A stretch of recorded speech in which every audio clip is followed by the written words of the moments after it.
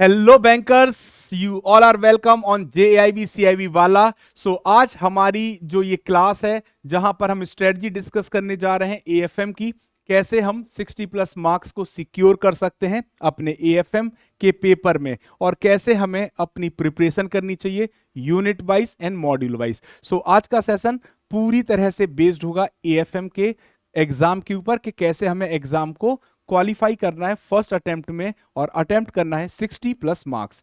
तो स्टार्ट करते हैं आज का सेशन दोस्तों। सबसे पहले अगर हम बात करें तो हमारे एग्जाम की डेट ऑलरेडी मैंने आपको डिस्कस भी किया है, ऑलरेडी हमें पता भी हमारे एग्जाम की डेट अनाउंस हो चुकी है दोस्तों। और AFM का एग्जाम हमारा 27 ऑफ अक्टूबर को ऑर्गेनाइज किया जाएगा, और इसके जस्ट पहले आपका किसका पेपर होगा? PPB का। तो यहां पे आपके पास गैप नहीं है, यानी आप छुट्टियों का उपयोग नहीं कर सकते अपनी प्रिपरेशन के लिए। तो आपको करना क्या है? आपको PPB और AFM की प्रिपरेशन को एक साथ रेडी करना है, एक साथ तैयारी का प्रोसेस और शेड्यूल चलाना है, जिससे कि समय पर आपके दोनों सब्जेक्ट तैयार हो जाएं। सेकंड थिंग, अगर हम बात करते हैं दोस्तों, तो स्ट्रीमलाइन द सिलेबस सबसे पहला इंपॉर्टेंट टास्क होता है। जब भी हम अपने सब्जेक्ट को कवर करते हैं, हमें अपने सिलेबस को क्या करना होता है? स्ट्रीमलाइन। सो बिफोर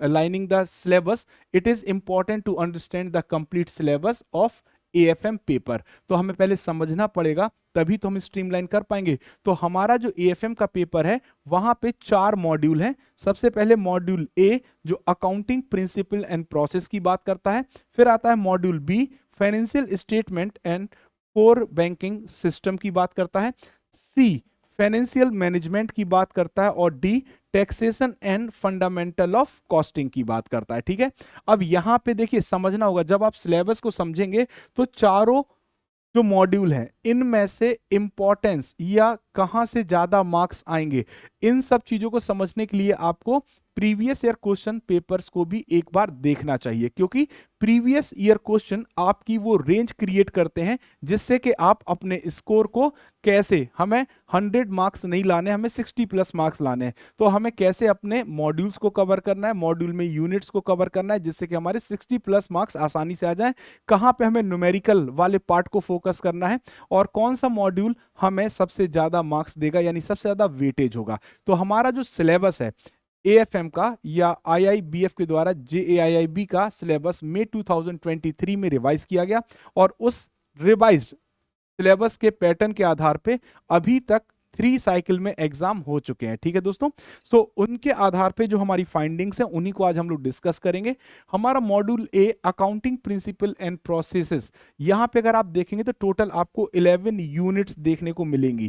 कितनी यूनिट्स देखने को मिलेंगी दोस्तों? 11 यूनिट्स। अब ये जो 11 यूनिट्स हैं, ये 11 यूनिट्स लगभग आपका मैक्सिमम पार्ट कवर करती हैं, मतलब आपके सिलेबस का जो अगर आप देखोगे तो 11 यूनिट सबसे ज्यादा यूनिट्स हैं जो कि मॉड्यूल A में दी गई हैं।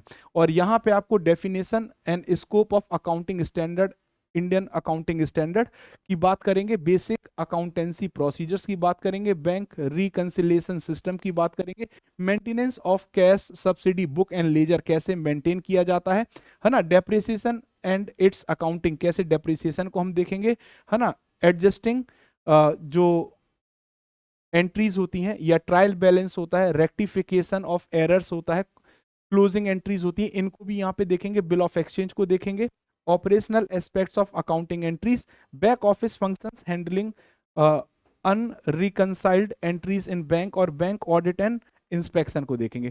तो अगर हम इनकी बात करते हैं तो ये जो पूरे टॉपिक्स इस यूनिट में है वो पूरे अकाउंटिंग प्रिंसिपल से रिलेटेड हैं। ठीक है दोस्तों, सेकंड मॉड्यूल B हमारा आ जाता है जहां पर सिर्फ और सिर्फ 7 यूनिट है, financial system and core banking system. यहां पे हमें इक्वेशन ऑफ बैलेंस शीट को देखना है, फाइनल अकाउंट की प्रिपरेशन कैसे होती है, कंपनी अकाउंट 1 में हमें कंपनीज के बारे में समझना है, हमें कैपिटल के बारे में समझना है, फिर इसके बाद कंपनी अकाउंट 2 में हमें पार्ट 1 और पार्ट 2, यानी अगर आप देखोगे तो बैलेंस शीट का एक फॉर्मा हमें देखने को मिलेगा, और प्रॉफिट एंड लॉस अकाउंट का part A and part B, cash flow and fund flow को समझना है, final account of banking companies and CBS and computerisation, accounting computerisation को हम समझेंगे। तो ये हमारी मॉड्यूल B है, सबसे छोटी मॉड्यूल बी और डी ही है, तो इसको हम समझेंगे। फिर मॉड्यूल सी आता है जहां पे हमें 10 यूनिट देखने को मिलती हैं, लगभग 10 यूनिट होती हैं, और ये फाइनेंशियल मैनेजमेंट के ऊपर पूरा यूनिट बेस्ड होता है। ठीक है दोस्तों।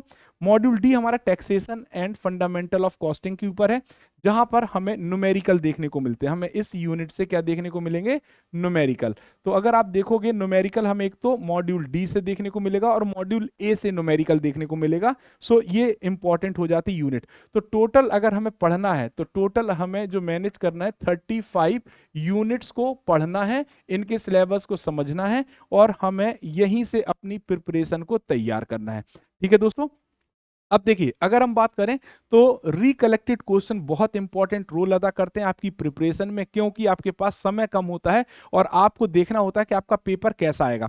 तो जब आप रिकलेक्टेड क्वेश्चन यानी प्रीवियस ईयर क्वेश्चंस की बात करते हैं तो सबसे पहले इन क्वेश्चन को देखने से आपको एग्जाम का डिफिकल्टी लेवल पता चल जाता है ना। किस पार्ट से हमें ओवरऑल ज्यादा वेटेज के क्वेश्चन देखने को मिले हैं वो समझ में आ जाता है, या एएफएम के एग्जाम में ट्रेंड क्या चल रहा, यानी कितना पार्ट न्यूमेरिकल का है, कितना पार्ट थ्योरी का है, कितना पार्ट हमारे फॉर्मूला बेस्ड क्वेश्चन का है, कंसेप्ट का है। ये सब क्लियर हो जाता है जब आप रिकलेक्टेड क्वेश्चंस यानी प्रीवियस ईयर क्वेश्चंस को एनालिसिस करते हैं। तो बहुत इंपॉर्टेंट है, एक बार जरूर करिएगा, पहले रिकलेक्टेड क्वेश्चन जरूर देखिएगा, आपको आसानी से ये क्वेश्चंस मिल जाएंगे। ठीक है दोस्तों। साथ ही साथ अगर हम बात करें तो मॉड्यूल वाइज वेटेज क्या होगा आपके पेपर में, सबसे ज्यादा वेटेज मॉड्यूल ए और सी का होता है। सबसे ज्यादा weightage module A and module C का होता है। किसका होता है? मॉड्यूल ए और सी का। यहां से लगभग 30 से 35 नंबर का पेपर यहां से बनता है और 30 से 35 नंबर का पेपर यहां से बनता है।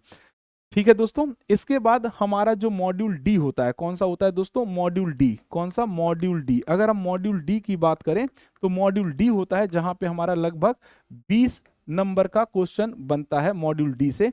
और हमारा जो मॉड्यूल आप देखोगे बी, तो मॉड्यूल बी हमारा लगभग 15 से 20 नंबर का पेपर कवर करता है। ठीक है दोस्तों। तो ये हमारा वेटेज है, इस आधार पे हमें अपनी प्रिपरेशन को कैरी ऑन करना है। तो सबसे पहले हमें मॉड्यूल ए और सी खत्म करना है, फिर हमें मॉड्यूल डी खत्म करना है और फिर हम मॉड्यूल बी पर आएंगे। ठीक है दोस्तों। अब देखिए, अगर आप देखोगे मॉड्यूल ए के अकॉर्डिंग कौन कौन से जो चैप्टर्स हैं, यूनिट्स हैं और उनके कौन कौन से इंपॉर्टेंट कंसेप्ट्स हैं। सबसे पहले मॉड्यूल ए को डिस्कस करेंगे। चैप्टर्स की अगर हम बात करें तो जो हमें पढ़ना है definition, scope and accounting standards सबसे पहले कवर करना है। जो इंपॉर्टेंट टॉपिक है अकाउंटिंग स्टैंडर्ड्स में, कंसेप्ट ऑफ अकाउंटेंसी आप देखोगे तो बेसिक अकाउंटेंसी प्रोसीजर्स को हमें पढ़ना है। Rule of debit and credit, maintenance of cash subsidiary book and ledger, कैसे आपका ये मेंटेन होता है। बैंक रिकंसिलाइजेशन स्टेटमेंट में आपको ये स्टेटमेंट का प्रोसेस ही पूरा पढ़ना है। Type of error and suspense account, तो यहाँ trial balance, rectification of errors and adjusting and closing जो आपकी एंट्रीज होंगी उनको आपको यहाँ पे देखना है। ठीक है दोस्तों। फिर आप अगर देखोगे डिफरेंट मेथड ऑफ डेप्रिसिएशन, अलग अलग मेथड होते हैं डेप्रिसिएशन के, तो डेप्रिसिएशन और उनकी अकाउंटिंग कैसे की जाती है। रेवेन्यू एक्सपेंडिचर और capital, example of capital and revenue expenditure, capital revenue expenditure हम पढ़ेंगे। बिल ऑफ एक्सचेंज को हमें समझना है। बैक ऑफिस फंक्शंस में आपको देखना है एंट्रीज, और bank account audit and inspection को भी हमें समझना है। तो type of bank audit and their details को हमें समझना है। ठीक है दोस्तों। चलिए, तो यहाँ पे अगर हम बात करें मॉड्यूल बी में financial statement and core banking solution में, सबसे पहले प्रिपरेशन ऑफ फाइनल अकाउंट आपको पता होना चाहिए। और इसमें आपको क्या पढ़ना है? Balance sheet and profit and loss account. Company account 1 में definition and type of companies important है, क्वेश्चन यहां से पूछा जाता है। साथ ही साथ अगर आप देखोगे तो कैपिटल से भी क्वेश्चन पूछा जाता है। Company account 2 form of balance sheet, form of balance sheet हमें बैलेंस शीट में क्या क्या एंट्रीज होती हैं वो देखना है। Cash flow and fund flow, कैसे कोई भी कंपनी कैश को मैनेज करती है। तो यहाँ पे अगर आप देखोगे cash flow and fund flow में, तो आपको जो सबसे important component of cash flow आपका इंपॉर्टेंट पार्ट बन जाता है। फाइनल अकाउंट और final accounts of banking system में preparation of financial statement, disclosure requirements. ठीक है दोस्तों। फिर यहाँ पे core banking system and accounting company में term advantage, disadvantage, computerize accounting आपसे पूछा जाता है, बहुत इंपॉर्टेंट है। ठीक है। चलिए, अब आ जाते हैं मॉड्यूल सी की बात करते हैं। तो मॉड्यूल सी में फाइनेंशियल मैनेजमेंट एंड ओवरव्यू, यहां पर हमें principal, risk return, trade off ethics and social responsibilities को कवर करना है। फिर रेशियो एनालिसिस में डिफरेंट टाइप ऑफ रेशियोज को पढ़ना है। Financial mathematical calculation of interest and annuity, तो यहाँ पे calculation of simple and compound interest आपको देखना होगा दोस्तों, और डेफिनेशन ऑफ एन्युटीज को समझना होगा। Financial mathematical calculation of YTM, so bond theorem आपको पढ़नी है, बॉन्ड प्राइस और वॉलेटिलिटी को पढ़ना है। Capital structure and cost of capital, approaches and weightage, average cost of capital देखना है दोस्तों। और यहां पे देखिए टाइप ऑफ लीजेस आपको पढ़ना है, वर्किंग कैपिटल साइकिल को पढ़ना है, और अगर आप देखेंगे तो टाइप ऑफ डेप्रिसिएशन। ठीक है दोस्तों, चलिए अब मॉड्यूल डी की अगर हम बात करें तो ये पूरा chapter taxation and fundamental of costing के ऊपर डिपेंड करता है। तो यहाँ पे जो इंपॉर्टेंट टॉपिक्स हैं, आपको इनकम टैक्स, टीडीएस और डिफर्ड टैक्स पढ़ना है दोस्तों। An overview of cost and management accounting आपको देखना है दोस्तों। साथ ही साथ कॉस्टिंग मेथड्स में आपका एप्लीकेशन ऑफ कॉस्टिंग मेथड, कौन कौन सी एप्लीकेशंस हैं। स्टैंडर्ड कॉस्टिंग में application of standard method, marginal costing में profit volume ratio and its significant, और बजट एंड बजटरी कंट्रोल में टाइप ऑफ बजट आपको पढ़ना होगा। सो ये आपका एक ब्रीफ मतलब इंपॉर्टेंट टॉपिक्स हैं जिनसे क्वेश्चंस एग्जाम में लास्ट अटेम्प्ट्स में पूछे गए हैं, तो उन्हीं के आधार पे ये आपको मैंने एक चार्ट दिखाया है। साथ ही साथ अगर हम बात करें तो how to prioritise AFM module, आप एएफएम एएफएम मॉड्यूल में कैसे पहले तवज्जो प्रोवाइड करेंगे, कौन सा मॉड्यूल पहले खत्म करना है।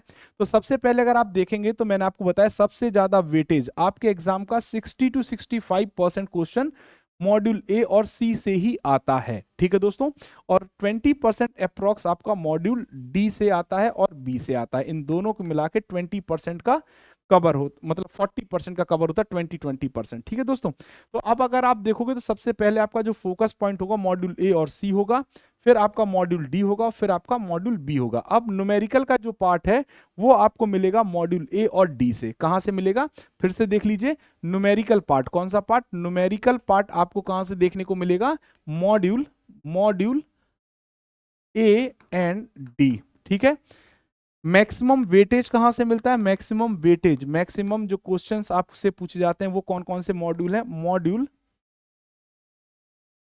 ए, मैक्सिमम ए और सी, मॉड्यूल ए और सी बहुत इंपॉर्टेंट हो जाता है। ठीक है दोस्तों, तो इन चीजों को थोड़ी छोटी छोटी चीजें हैं जिनको आपको ध्यान में रखना है।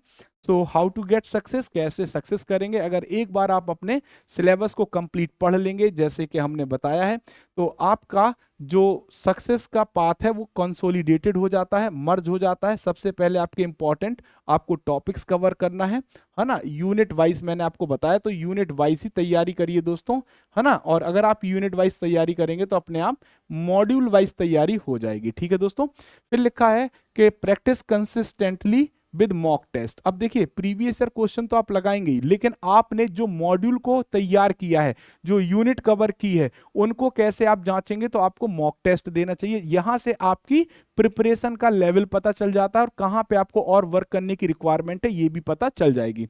और तीसरा, रिविजिटिंग की कंसेप्ट एंड इंपॉर्टेंट टॉपिक, इसका कंक्लूजन होता है रिवीजन। आपको अपना जो भी आपने अभी तक पढ़ा या जो शॉर्ट नोट्स बनाए उनका क्या करते रहना है दोस्तों, रिवीजन। क्या करते रहना है दोस्तों, रिवीजन करते रहना है।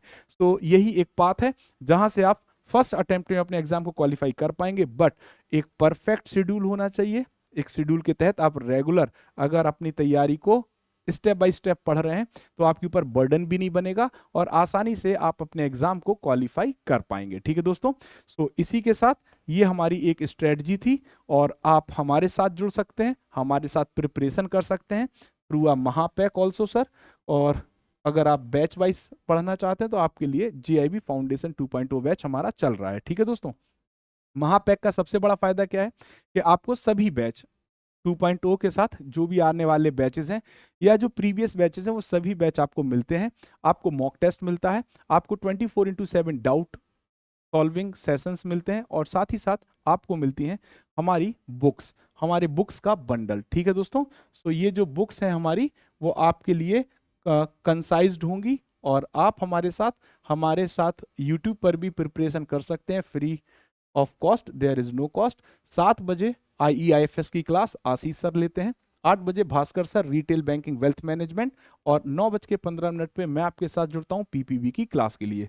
सो जुड़े रहिए हमारे साथ। तैयारी करते रहिए और फर्स्ट अटेम्प्ट में टारगेट करेंगे अक्टूबर 2024 GAIB एग्जाम और हमारा टारगेट है 60+ मार्क्स इन AFM।